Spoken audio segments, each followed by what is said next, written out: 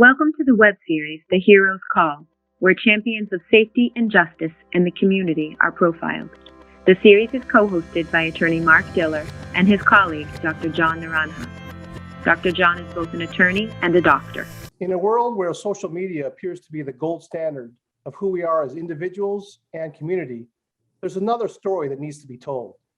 It's a story that I'm going to borrow from our guests. It doesn't define us, but rather makes up our journey. It's a story that helps us heal and propels us forward. Our next guest on A Hero's Call is Kristie Dean, an individual and leader of an organization that is promoting untold but important stories. Welcome, Kristie. Hi, thank you for having me. Kristie, let's start by having you tell us a little bit about yourself. Yeah, so I am a 33-year-old mom of 3 girls under 6. I live in West Bridgewater, Mass. And I've been a professional photographer for, despite my age, almost 2 decades. I grew up with a father photographer and a darkroom in the house, and it's kind of always been my thing and my passion. And when it came time to pick a career, I kind of had no plan B. I was a journalism major, journalism in Spanish, and I just love the idea of making my own schedule, always being around new people at fun events, and really being around people during their best moments. That's kind of the great thing about what I do. So yeah, I've been doing that for a living and raising my family. So other than raising your family and your photography, we know that you've been involved in something called the Soul Project. Can you tell us about the Soul Project? Yeah, so the Soul Project started out kind of just as my little passion project. To go really back to the roots, I had just had my second child. And kind of anyone who's a new parent understands that it can be very isolating. I had 2 under 2 and trying to manage my career, but I'm also self-employed, right? So I'm not part of a community. And my husband would be going to work. This is before COVID. He actually went to work. And so I started to feel isolated, disconnected. As a creative, I had been into my job as a photographer for a long enough time that it started to begin to be monotonous. Even though I'm an artist, I was, doing it as a job, right? So I'm doing corporate events and things that weren't really lighting me up. I wasn't being creative anymore. And so I found myself kind of feeling really stuck and stagnant and feeling almost guilty for feeling that way. I don't know if anyone's felt that way, because in so many ways I had so many things going well. If 2 healthy babies and a wonderful husband and a home and a job, like nothing to really complain about, but something was missing.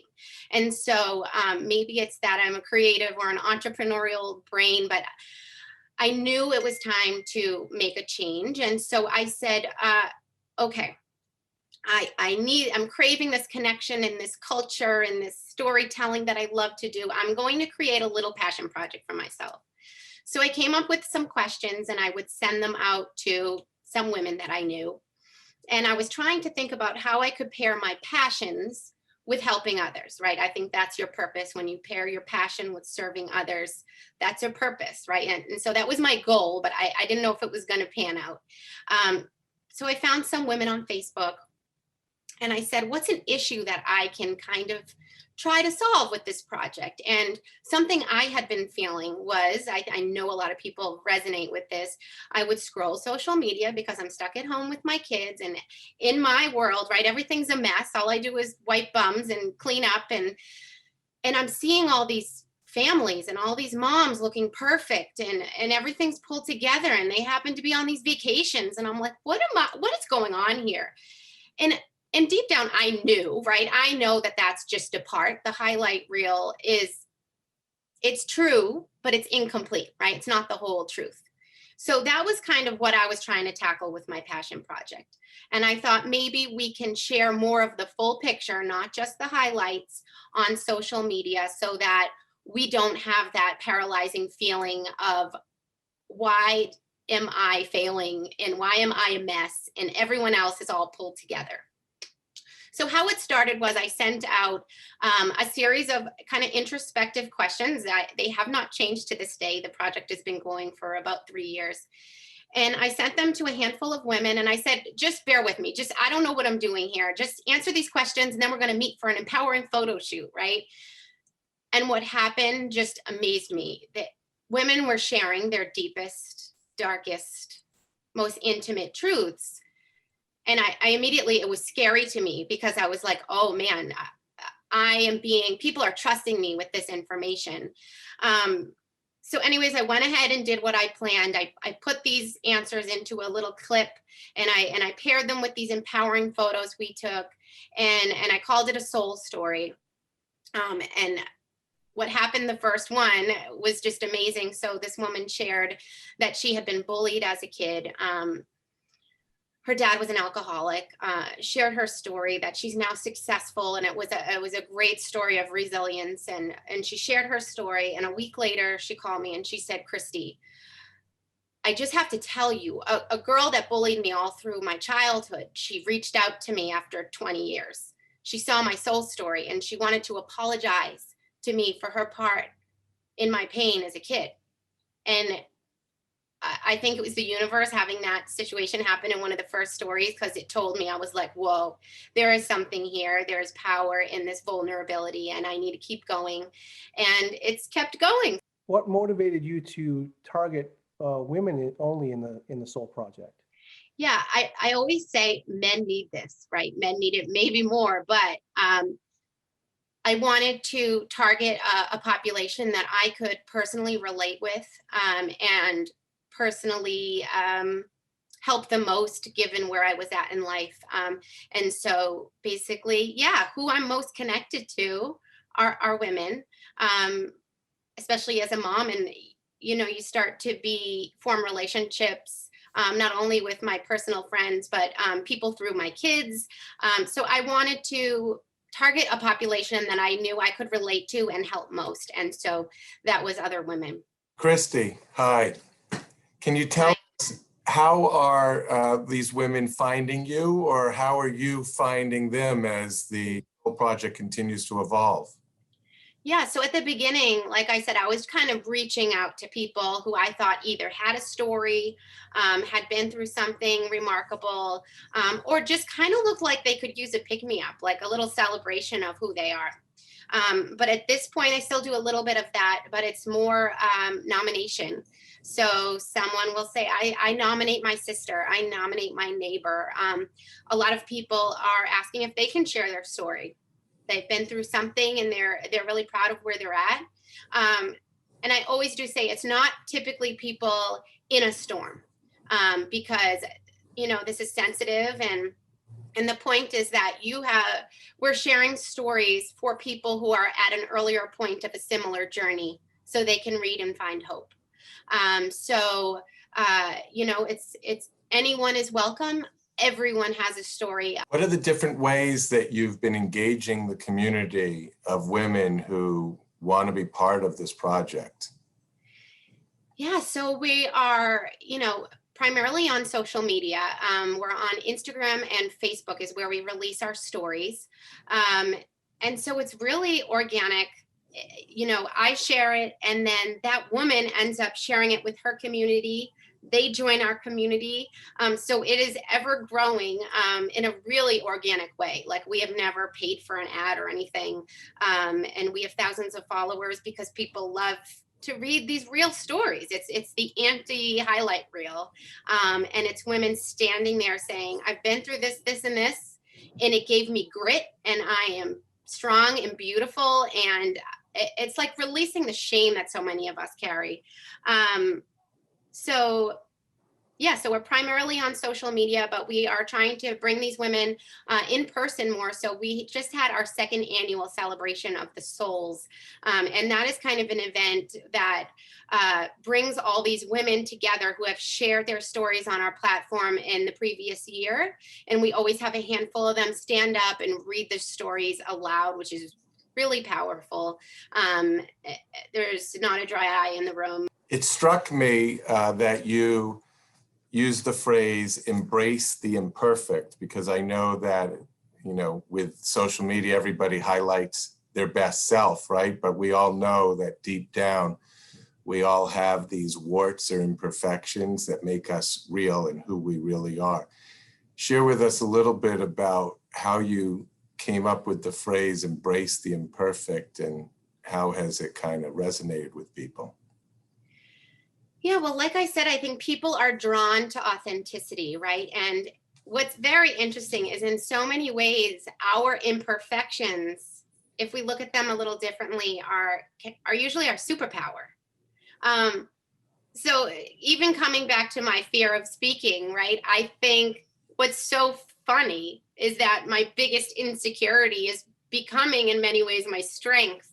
And that happens for a lot of people, whether it's an insecurity or trauma, right? In so many ways, if we can just look at our imperfections, the parts of our lives that we tend to want to hide and hold shame around, it's that stuff that makes us unique. So many of the women that are sharing stories have turned their pain into purpose. We say that a lot at the Soul Project, or their mess into a message. And whatever your mess is, it gives you a unique perspective and ability to help that other people don't have if they haven't been through that mess. What's so inspiring is to watch people share their struggles and how they fight through them. And we know everybody on their own level has their own struggles, whether they're internal or external. But to hear these stories of other women who are fighting through those struggles and willing to share them and face them must be so inspiring to watch for that community. Can you share a little bit about that? Yeah, I mean, I think it's incredibly inspiring. And I think, like we said, everyone has a story. We think we don't because we're in our bubble of our own world, right? But even the smallest thing of being a stay-at-home mom and having your husband goes work 7 to 7 and you're home with 4 kids. Okay, we wouldn't look at that as a traumatic experience, but it's hard. And so having someone share their truth and say someone else is at home living a similar experience, I say, like, there's a reason why the Me Too movement was so powerful. It's because some of the biggest pain happens just because you feel you're alone. So just being able to say, oh my God, me too, I'm not alone in what I'm going through, starts a healing process. And so at the very least, that's what we're providing, is the opportunity for people at home to say, oh my God, me too.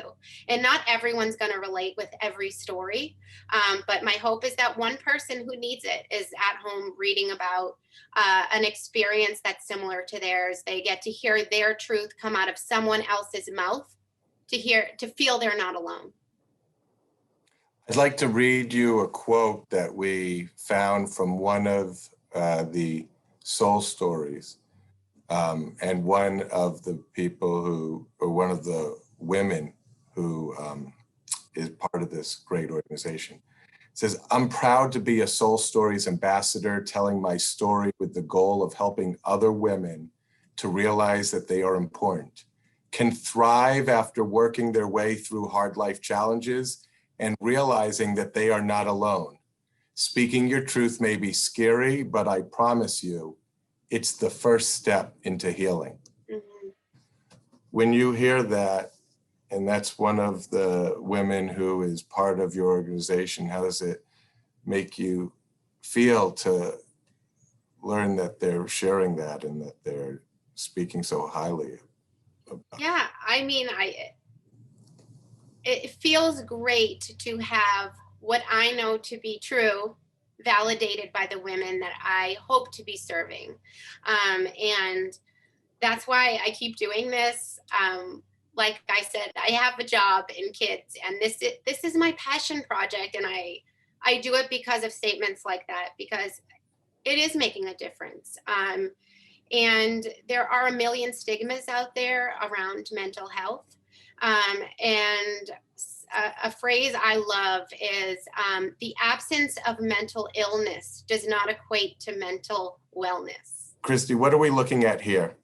Yeah, so this is what our Instagram feed looks like. And so it's very pretty. I love our Instagram. If you're going to follow this stories, I suggest you head to the Instagram rather than the Facebook. As an artist, I love the look of it. But every week, roughly, we have a new story, and they have 5 images shared of them. I meet with them personally. That's one requirement of all Soul Story ambassadors. They have to be in the greater Boston area because I photograph them. I want to get to know them in person, give them a hug. And so those are the photos of them. The reason why there's 5, some people have asked me, why don't you just do one picture? And it comes back to the issue around how we judge people on social media, especially women, right? So I'll always try to do one kind of serious, empowered, strong image. The problem is if I only use that image, people would say, oh, she looks like a bitch. And so what I try to do is show them in various lights, if you will, a laughing picture, a serious picture, because that's the whole point, right? It's getting away from this single story, this single narrative that we all have many faces. We all have many different moments and seasons. And so that's the purpose of the 5 pictures. Kristie, what are we looking at here? Yeah, so this is a newer part of our organization called Soulful Girls. And how this began was one of the questions I ask all of the women who share their stories is, what would you tell a 12-year-old you? And for the first 2 years, I was just like, this question brings out the best answers. And what's interesting is we're so much better at giving our 12-year-old self good advice and grace and love than we are giving our grown-up self. We're so hard on ourselves, especially women, but men too. And so we launched Soulful Girls this year. We've had about 8 different workshops, different kinds. We're playing with it, but we're serving girls ages 10 to 13. That's the range we're targeting, and really talking about what these women are talking about at an age appropriate level, but about boundaries and self-care and mindfulness and how to be resilient and how to, have a growth mindset in all areas of your life. What are we looking at here? So this is at the 2nd annual celebration. These are all Soul Story ambassadors that came. What's so cool, there's not many events. I can't think of one where all these women sign up and come by themselves and become friends. It looks like a warm group of people who have known each other for years. And there's something to showing up and talking about real stuff. These people feel like family. They have, a lot of them keep in touch. They read each other's stories. And so these are the women who showed up at the Soul celebration this year. 5 of them read their stories out loud. And this is only a handful of them because we've shared about 120 stories to date, and it's growing. So I love this group. I consider them my tribe. I have met with each one of them and have memories and stories with every single one. They've all taught me something personally to make me a better person. Can you share with us and share with our audience, what would you tell your 12-year-old you? Yeah, I would tell my 12-year-old me to believe in herself more, and to stop trying to make everyone happy, to make herself happy. Yeah. Thanks for sharing. So, Kristie, what does the future look like for the Soul Project? Yeah, the future is bright. I'm so excited. I have an incredible all women-led board that has been supporting me over the past year, filling in all my gaps. Obviously, my perspective and expertise is limited. So I'm so excited that I've been handing things off and have these experts creating movement in the areas that I can't. We are excited to do our first corporate women's breakfast in the fall. So we're starting to plan that in the coming weeks. And our hope is to get more, corporate investment in our organization and time and acknowledgement and some dollars so that we can grow this and potentially kick off that full week camp, things like that. I just want to keep growing. We're working. We have a idea committee as well, a diversity and inclusion group where we're trying to make sure we continue to reach all women. I hope that we can continue to help as many women and girls as we can to understand that they are innately worthy and wildly capable. And when I say innately worthy, I mean right now in this moment. And this is to all humans, before you lose 10 pounds, before you get, the promotion, before you get into this school or you pay off your debt, right now you're worthy of healthy relationships. You're worthy of joy. You're worthy of self-care. And when you believe that, anything is possible and you are capable of anything. So that's my goal. Kristie, thank you so much for your inspiring and encouraging message. It looks like you're expanding your reach, and as a father of young daughters, as well as a grandfather of a little girl, I'm very encouraged by what you're accomplishing and doing right now. And thank you for being a guest on Heroes Call. Thank you so much for having me. I appreciate it.